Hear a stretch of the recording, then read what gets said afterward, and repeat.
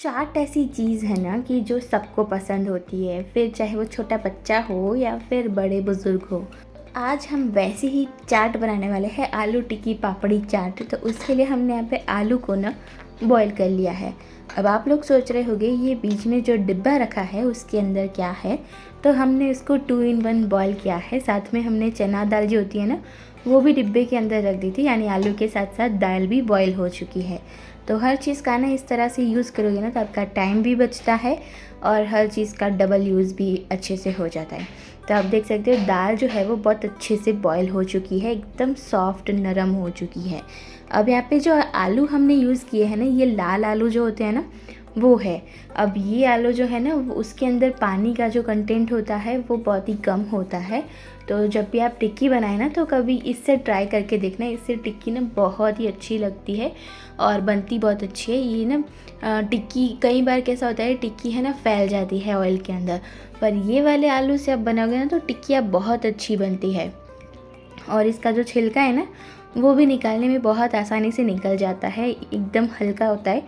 और अब क्या करेंगे, हमने यहाँ पे एक तड़का पैन रख दी है, उसके अंदर हम काजू ऐड कर रहे हैं। अब यहाँ पे हमने 10-12 पीस काजू लिया है और उसको रोस्ट करना है अच्छे से घी के अंदर।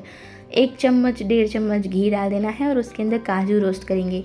तो किसी चीज़ के अंदर अगर हम काजू किशमिश या फिर कोई भी ड्राई फ्रूट ऐड करते हैं ना, तो उसके अंदर एक शाही लगती है वो प्लेट, यानी कि शाहीनेस आ जाती है, थोड़ी सी नहीं, बहुत ज़्यादा आ जाती है। तो रिचनेस भी बहुत अच्छी आती है इससे, काजू से। तो काजू को हमने किशमिश ली है 1/2 कटोरी, उसके अंदर ऐड कर दिया है। और अब हमें इसको पीस लेना है, एक मिक्सी जार के अंदर ले लेंगे किशमिश और काजू दोनों को। किशमिश को रोस्ट नहीं करना है, सिर्फ काजू को रोस्ट करेंगे और इसकी एकदम अच्छी सी बारीक सी पेस्ट बना लेनी है। अब ये पेस्ट हम क्यों बना रहे हैं, तो हम जो स्टफिंग बनाने वाले हैं ना, वो स्टफिंग के अंदर थोड़ी सी मिठास चाहिए होगी ना, तो हम नेचुरल मिठास यूज़ करेंगे किशमिश की। आप चाहे तो गुड़ भी डाल सकते हैं इसके अंदर। अब हमने यहाँ पे एक परात ली है और उसके अंदर हमने जो दाल बॉईल करी थी ना, वो ऐड कर देनी है। अब आप जितनी टिक्की बनाना चाहे उस हिसाब से आप दाल ले सकते हैं। और उसके अंदर हम मसाले कर देंगे, नमक ऐड कर दिया है, आधा चम्मच हल्दी पाउडर ऐड कर देना है, लाल मिर्ची पाउडर अपनी तिखास के अनुसार ऐड कर देंगे। 1 टेबलस्पून हम इसके अंदर धनिया जीरा पाउडर ऐड करेंगे, 1 टेबलस्पून चाट मसाला ऐड करेंगे। फिर ऐड करेंगे इसके अंदर हम ब्लैक पेपर पाउडर, यानी कि जो काली मिर्च का पाउडर होता है, वो ऐड करना है। 2 चुटकी इसके अंदर हींग ऐड कर दिया, यानी कि ऐसा फटेड़ा। फिर इसके अंदर बारीक कुटा हुआ अदरक ऐड करेंगे। फिर ऐड करेंगे हरी मिर्ची को भी एकदम बारीक चॉप कर लिया है। और जो किशमिश और काजू की पेस्ट बनाई थी ना, वो ऐड कर देंगे। तो ये वाला ना आप एक बार टिक्की बना करके देखिएगा, ये स्टफिंग बना करके। और धनिया ऐड कर देना है, फ्रेशली चॉप्ड धनिया है वही ऐड कीजिएगा। और आधे नींबू का रस भी ऐड कर देना है। तो अब जैसे कि आप सब लोग देख सकते हैं, हमने इसके अंदर बहुत सारे टेस्ट ऐड किए हैं, क्योंकि चाट है ना, तो चाट के अंदर तीखा, मीठा, खट्टा, फिर नमकीन सारे टेस्ट होते हैं, तो ज़रूर ऐड कर दीजिएगा। और इसको अच्छे से मिक्स कर देना है। तो यहाँ पे हमारा स्टफिंग तो रेडी हो चुका है। अब जो आलू हमने बॉईल किए थे ना, उसको हम ग्रेट कर लेंगे। आप चाहे तो इसको मैश भी कर सकते हैं, पर ये जो आलू है ना, ये लाल आलू है, तो ये मैश अच्छे से नहीं होंगे, इसलिए हम इसको ग्रेट करेंगे।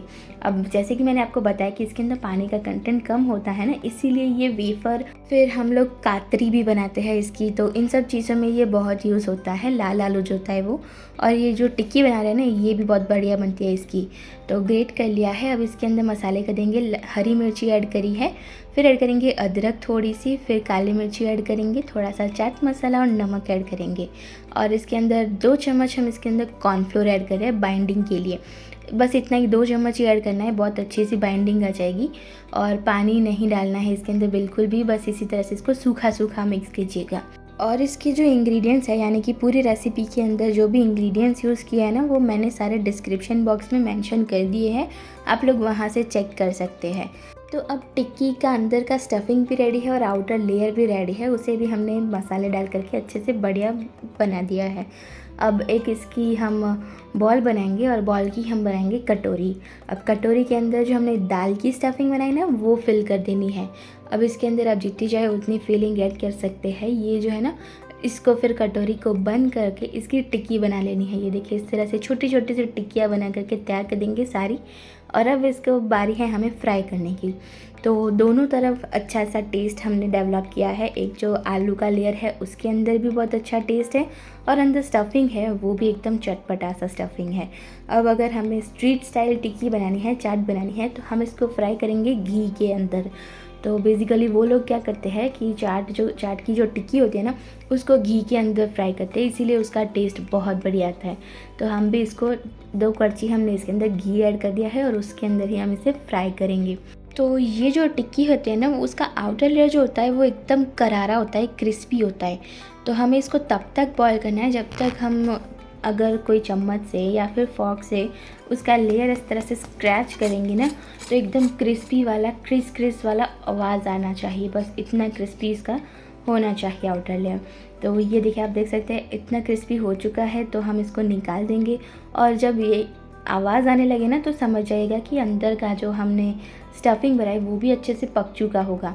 अब इसकी सर्विंग करते हैं। तो एक प्लेट के अंदर हम टिक्की रखेंगे, उसको थोड़ा सा मैश कर देंगे।